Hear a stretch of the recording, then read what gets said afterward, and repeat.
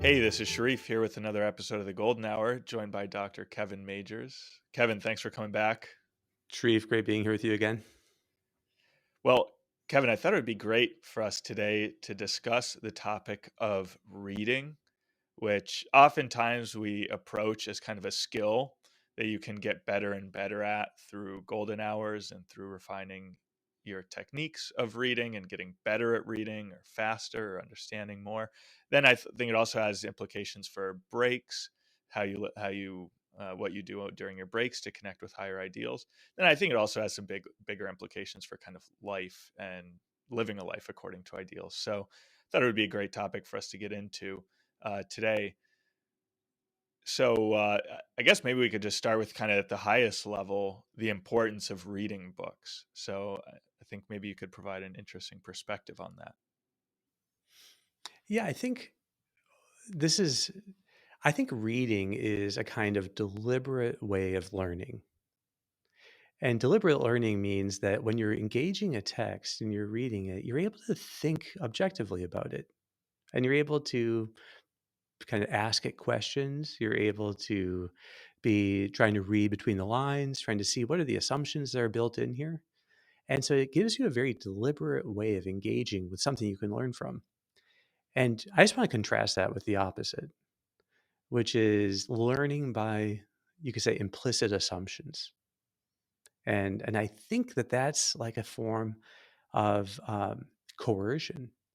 You just assume that like how are you getting good ideas? How are you getting any kind of clear ideas or beliefs if you're not deliberately taking it in and assessing?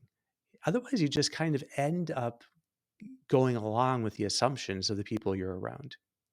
So, and I think that means is that like when you learn by an implicit assumption, you're not able to sift it out. It's just you start assuming what the people around you are assuming. So, and if everything is sound bites and really brief things that have no depth to them, you are basically going to be just absorbing the assumptions of the people around you. But when you actually read something that is like a longer development of an argument, I'm thinking here particularly right now of nonfiction reading, then you really get a chance to think critically about it, and I think it just gives you a lot more autonomy and deliberation. So at some point, you have to get down to what are the facts at play here? What are the arguments being made? I Yeah. guess you're alluding to reading articles. They're just opinion pieces. So more often than not, you're not actually getting to facts. You're just getting a person's opinion, and I guess people tend to read opinion pieces that they already agree with. Is that kind of a hmm problem here? Well, So I would it would be be okay okay in to a read? sense as long as it's explicit Uh-huh. and it's clear that it's opinion versus something where it's just there are all these assumptions that this is how we think. And this is, and I think that that's what I was saying in my mind is it more, it's just like you're basically, if you're just getting really short pieces of information or of opinion, it's just hard to engage a real argument. It's hard to think through objections because the author may not be really going through objections or addressing what are, I don't know. So I just want to start with this point when it comes to reading, that there's something different about getting like taking a deep dive into some idea, maybe the way you would in a really good conversation. Like in a really good conversation with a good interlocutor, you're able to kind of ask questions and go back and forth and and not just have to go along with everything that's being said, but you get to deliberately kind of tease out what are the implications and how do we know this is true. I just think that reading a good book is like having a deep conversation with a famous person, usually famous. So at least in some way. Yeah, it's you're able to just have an extended meeting of the mind to see how this person thinks.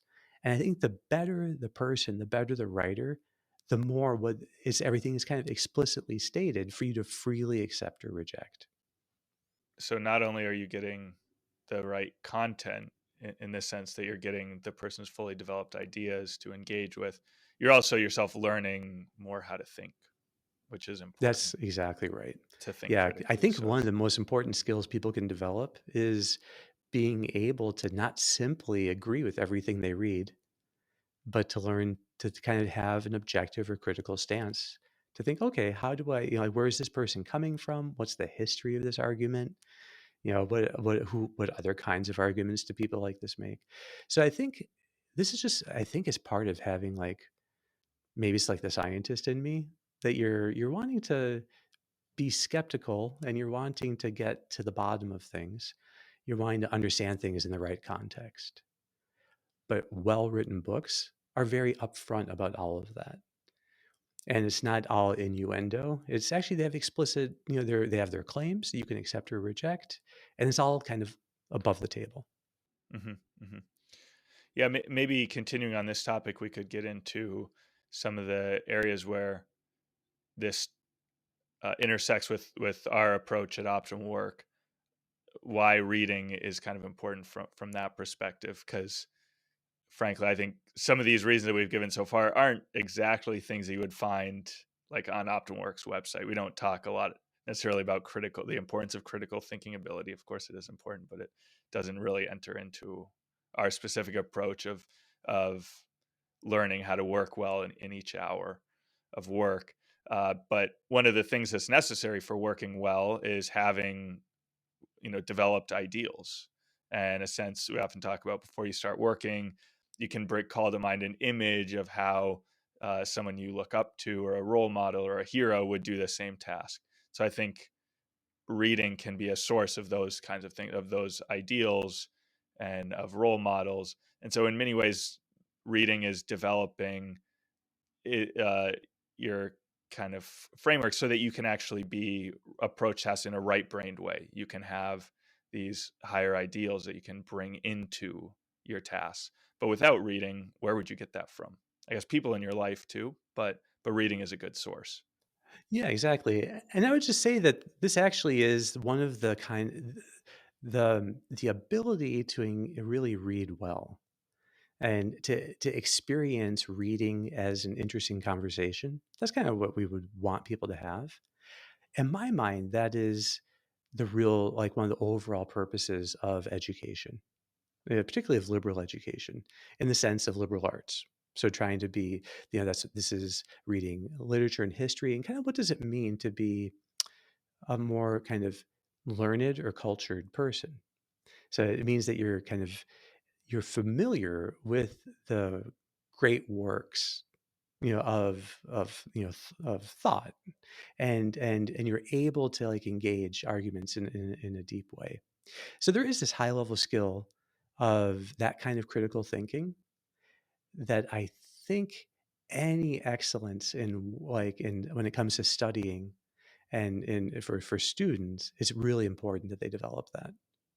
But then what you're getting at is, as people have this ability to critically assess things, they can then they can discern better who are the people that I want, like, who are the role models that I most want to emulate, rather than just accepting every example, or trying to act like this guy from a TV show that they really enjoyed, and they try to, I think that's a very common thing that young people do, is without knowing it, they kind of start to act like the people that for some reason that they admire, and that's a normal thing.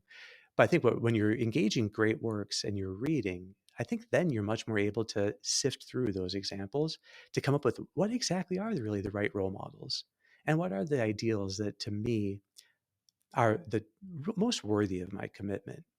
So, and again, I think there's a lot more we can talk about with reading, but I just wanted to start with this, like, it should be ideally this a deep conversation with a great mind, carried out at length and over multiple days usually. And so in that sense, it really is, um, there is something profound about, encountering another good book. So, and like, and reading a good book and then going through its arguments kind of slowly and working through it. Yeah. I like that characterization a lot, a conversation with a great mind, because something that I can fall into sometimes is trying to get a book over with or just read it quickly. Mhm. And so think about it that way is like, well, why would I want to just get that over with. Conversation with a great mind is something, if anything, I would want to prolong, but obviously Yep. not just I think that's finish it quickly. yeah, and so a really good conversation, you'd be happy to go back to it and, to keep kind of plumbing its depths. So particularly if there are things that help people shape their ideals, and to clarify what matters most in life, those kind of texts, they should engage as a kind of a lingering, slow conversation. So that you really let your mind be melded, be kind of molded, I guess I should say, by the experience of this other great mind that you're reading. And there are a lot of works written by, pretty incredible people, and you become more like them when you have a meeting of the mind with them. Yeah, that's right. And well, maybe we could get now into some of the practical elements of reading, which I know you'd wanted to discuss, of seeing reading as a skill that you can develop and how you go about doing that. And I guess one uh, necessary thing first is that you actually make time for it in your day. And we've done this in a previous podcast of kind of what are the sine qua nons, what are the things that you always do, you always make time for. I'm not sure if we mentioned reading as being one of those, but here I would say it is that you make time every day for reading. But then once you actually do that, so then what do you do? How do you get better at reading? And you have some ideas about that. Yeah, exactly. Well, first, maybe even before getting into how do you improve reading, it is in my mind the prototype of a skill that is highly improvable that most people never think about improving. So, in a lot of types of things, we just tend to get to a plateau. And once we're in the plateau, we don't reassess and set new goals for ourselves. Tennis is another good example of that, or golf. But people can kind of get comfortable playing so they can play with friends, but they aren't really working on the game and trying to shape it. Where then you have to come up with a new view of how you're doing something and then specify how you're going to be shaping with deliberate practice and then kind of apply yourself to that, until you kind of master it. When it comes to like, learning to play a piano song, you have to see the beauty of the whole piece and then learn how to practice the parts and you put it back together into a whole piece. And that's the classic thing of it starts with the right brain. You kind of give some of the rote practice to the left brain to get good at, and then it gets reintegrated by the right brain, just the neuroscience approach. But reading is exactly like that. So one thing is, seeing um, there is a kind of, um, there's a skill that is really practicable to improve your ability to read faster and with greater comprehension. And in my mind, those two things, people often think that when they are reading fast or try reading, they don't comprehend as much. I would say that's actually more like rushed reading. If you're rushing through something, you're kind of skimming and skipping. That's not really how people improve their speed. And there's a little bit of mechanics of the body involved in like how fast can we read. The uh, the human eye takes a quarter of a second to fixate on a new object. So that means that if you know, the maximum reading speed for the human eye, if you're reading one word at a time, is 240 words a minute. Because there's, it takes a quarter of a second, there's 60 seconds, so 240 words a minute. Now, the average American adult has a reading speed right near 240 words a minute. So they have maximized how fast they can read, without, and so reading faster then it can't mean moving the eyes faster. And so people then skip. And but that's not the right way of doing it either. It's about widening the focus to take in two words at a time. If you do, it's the thing about that. If you could do two words at a time and then maximize that, you'd be reading 480 words a minute. That's a massive gain. And with a little bit of practice, allowing the eye to take in more words at once, the brain's fully capable of that. It's just that we've trained ourselves to do one word at a time. But really, the whole thing of spaces is kind of arbitrary anyway. The brain is capable of taking on much more than that at one time. And so that's what you end up practicing, is taking in more words. And so the best book on this is called Breakthrough Rapid Reading by Peter Kump. And there he goes through a good method of learning how to take in more at a time. But that's the idea, is you want to just widen the gaze, widen the focus, so you can take in more words at once. You can take in half a line at a time. And so you can get to the point where you can very comfortably read 500 to 1,000 words a minute. To go more than 1,000 words a minute, you have to learn to read whole paragraphs at a time. So it's called nonlinear reading. It can be practiced and it can be attained, but I think it's never been my goal. It seems to me that once you can read over 500 words a minute, reading most books, especially novels, becomes like watching a movie. You're just able to, it can unfold more or less in real time as you're going through it. And then reading nonfiction books just becomes like a conversation that you're just able to follow the course of the conversation. And so I think more about, like, it's good that people learn to practice these things of reading, just to see, boy, a small amount of effort just to like take in more than one word at a time can suddenly mean you're reading like twice as fast without rushing. And the faster you read in this way, what happens is, as you take in more at once, you're able to just, like, the words end up more and more not mattering. You're just getting the ideas. And you're able to then start to read at the speed of thought. And also that you stop vocalizing in your head everything you read. And you're able to get the meaning without using your auditory cortex by imaginatively saying it in your head. Now, you don't want to stamp that out, because that's probably always going to happen, that there's some vocalizing going on in the head as you're reading things. You don't rely on that to give you the understanding of what you're reading, but you learn to do that using just the visual cortex.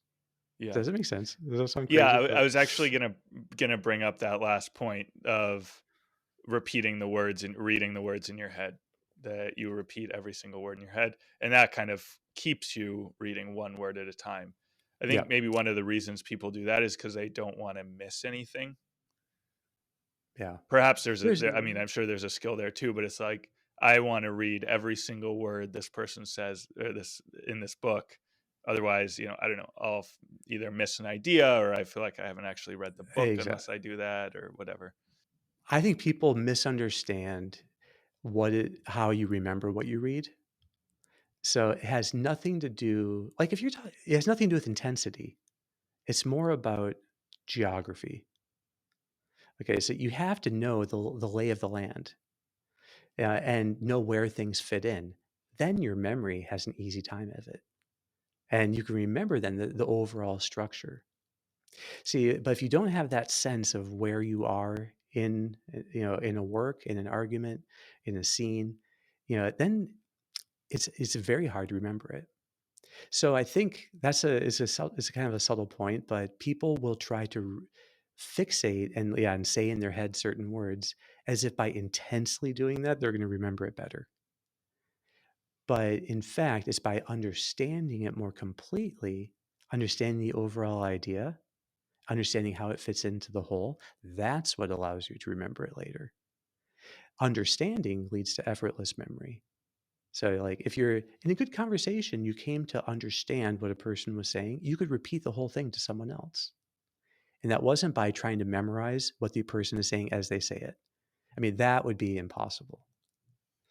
But instead, you try to deeply understand what they're saying until you get it from the inside out. And then you know, and then you can remember it much Mhm. better. Yeah, I mean, you can reproduce it Exactly. because you understand the logic behind it, and the Yeah, so you have to let go of, like, intensity of focus as a way of trying to remember things or imprint it in your memory, and instead let go, abandon that. Just understand deeply what you're reading, and that means thinking of the whole context. So another thing, people to really remember what they read, what they have to do is, I would say, get rid of the idea of, this is particularly for nonfiction, of reading a book from start to finish. In a way, there's no way you could remember all of that because you're just going to get a string of words, running across your awareness that just goes on for maybe 100,000 words. So like that's way too much to remember. What you need to do is the first time you get the book, you go to the table of contents and you try to understand the breakdown, of how this book, what are the parts? And usually there's going to be 3 to 5 parts, overall. And then you understand how those are broken down. When you get to a chapter, the first thing you do in a chapter is you scan it to see the breakdown. This is if you want to remember everything in it. And then you see, okay, there's like 3 buckets here, and then you're able to relatively assess the importance of each bucket and what it's doing, and then you go through and read it. It might take it's not it might not be until the third pass that you're really now going through everything. But if you do it that way, what you've done is you've created a certain, you could say a geography, or you've created certain buckets for your memory, and now it's easy to remember how things fit together. So you just have to that requires a little bit of a different approach though, and so it's about geography, not about intensity. That's how you remember. Hmm. Yeah. Well, I really like all this this topic of how to read better, because I think one of the dangers of I think being reading like too much is that the themes that you're reading about, whether it's ideals or heroism or relationships or whatever, they just become like concepts in your head. They're just ideas. And so I think the ultimate point of reading, and you can correct me if I'm wrong, is actually to live better. So we want to make sure that whatever we're reading is then reflected in our actions. So this is kind of a cool starting point of thinking as we're reading. Okay, but how are we striving to read better? So that's already setting us along that path, which is great. Yeah, and I think what that's like actually, there's a very deep point too that just to follow in what you're saying of, um, that reading could be left brained or right brained. Like left brained would be that you're just living in your own world and you've constructed your model of reality and you're living vicariously. In a sense, you're neglecting the actual like real things in your life, and it could be a form of escapism then. But I think what we're talking about here is engaging great minds in conversation, or even just reading great stories, from fiction. I think that what the real payoff of good reading is then you can have really deep conversations with others, your friends, the people you love, the people you're closest to. What you read ends up enriching those conversations. So you get to give them your reaction to it. You get to present the ideas to them. They get to, raise their own questions, about it, and that makes you then more deeply try to understand it when you go back to read it the next time. So there's something about getting, it's like lighting the kind of spark in the intellect. That is one of the best ways of them being able to spark friendships and to deepen bonds. That you have a richness now to talk about. So many, I feel like bonds suffer because people simply don't have enough to talk about. But it's because I think there's a deficit in like the depth of reading. And it's not just about, I think, reporting like the facts of the news and things that day, but I think it's really coming like what's a deeper take, on on the issues that we're facing, and that leads to then really, I think, deeper, better conversations where the bond gets really then deeply built. So the best motive for reading is actually to have you have these great conversations with great minds who wrote the books, so you can have deeper conversations with those who are closest to you. Well, Kevin, I think that's a great note to end on, and we're actually out of time at this point. So I don't know if you have any final thoughts you want to add on top of that. Only that if a person reads, this is a fun fact, if you read basically 15 minutes a day, which I think is a good minimum, uh, and you read 250 words a minute, you'd read about 14, 15 books a year. The average, when American adults have been asked, how many books have you read since college?